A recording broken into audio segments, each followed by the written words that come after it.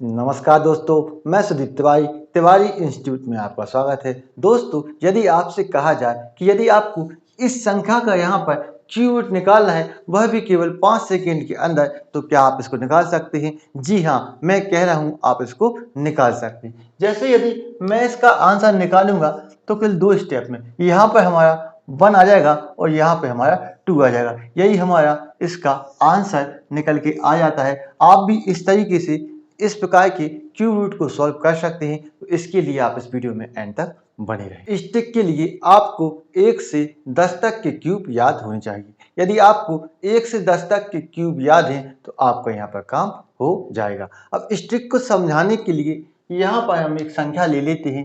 जैसे यहाँ पर हम ले लेते हैं 1, 2, 1, 6, 7। अब यदि हमें इस संख्या का यहाँ पर स्टिक के द्वारा क्यूब रूट निकालना है तो इसको यहाँ पर हम किस तरीके से निकालने वाले हैं। सबसे पहले हमें अंतिम 3 अंकों को यहाँ पर अलग कर लेना है। अब आगे हमारे 2 अंक आए, 3 अंक आए, 4 अंक आए, उससे हमें कोई परेशानी नहीं होने वाली है। अब ये इकाई का अंक 7 है, इसका हमें सबसे पहले क्यूब निकालना है। तो 7 का क्यूब कितना होता है? आप सभी को पता है कि 7 का क्यूब कितना होता है? 343 होता है। 7 का क्यूब कितना होता है? 343। इसमें से भी हमें अंतिम अंक को यहाँ से उठाना है। इसमें से हम अंतिम अंक यहाँ पर कितना है? 3 है, तो इसको यहाँ पर उठा लेते हैं। 3 को यहाँ पर हमें रख देना है। अब ये 12 है, हमें यह देखना है कि 12 किन संख्याओं के क्यूब के बीच में पड़ता है। तो यह 2 और 3 के क्यूब के बीच में पड़ता है। 2 का क्यूब कितना होता है? 8 होता है। और 3 का क्यूब कितना होता है? 3 का क्यूब 27 होता है। कहने का मतलब यह है कि 8 और 27 के बीच में 12 पड़ता है। अब यहाँ पर हमें छोटी संख्या लेनी है कि बड़ी संख्या लेनी है? तो हमें यहाँ पर हमेशा छोटी संख्या को लेनी है। यहाँ पर 2 छोटा है कि 3, तो यहाँ पर 2 छोटा है, तो हमें यहाँ पर 2 को रखना है। यही हमारा इस संख्या का क्यूब रूट होता है।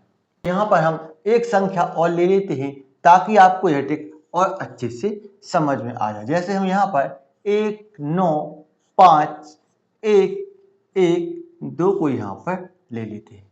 अब जैसा कि हमने अभी आपको बताया था कि हमें यहाँ पर क्या करना है, अंतिम 3 अंकों को अलग कर लेना है। तो यहाँ पर हम अंतिम 3 अंकों को अलग कर लेते हैं। अब हमने आपसे क्या कहा था कि हमें इकाई के अंक का क्यूब करना है। तो इकाई का अंक कितना है? यहाँ पर 2, तो 2 का क्यूब करते हैं तो कितना आएगा? 8 आएगा। तो यहाँ पर हमें 8 को यहाँ पर रख लेना है। अब हमें यह देखना है कि यह 195 है, किन संख्याओं के क्यूब के बीच में पड़ता है। तो यह 5 और 6 के क्यूब के बीच में पड़ता है। 5 का क्यूब कितना होता है?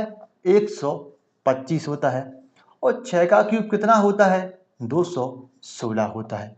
कहने का मतलब यह है कि यह 125 और 216 के बीच में 195 पड़ता है। अब हमने आपको क्या बताया था कि हमें हमेशा छोटी संख्या यहाँ से उठानी है। तो छोटा कौन है?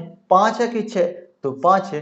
तो यही हमारा यहाँ पर आंसर निकल के आ जाएगा 58, 58। और आपको यदि यह वीडियो पसंद आया है तो इस वीडियो को लाइक, शेयर और सब्सक्राइब अवश्य करें। तो मिलते हैं नेक्स्ट वीडियो में। Thank you for watching.